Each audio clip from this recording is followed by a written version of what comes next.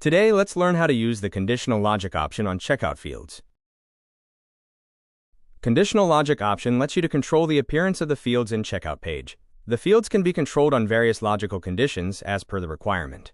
Within the checkout fields editor, locate the section, billing, shipping, or additional fields where you'd like to add a custom field. For an example here, we use the existing text field for using the conditional logic. Add conditional logic to the text field by creating a group with the condition product is in, and enter the product name in the field below. Save the changes by clicking the Save Changes option.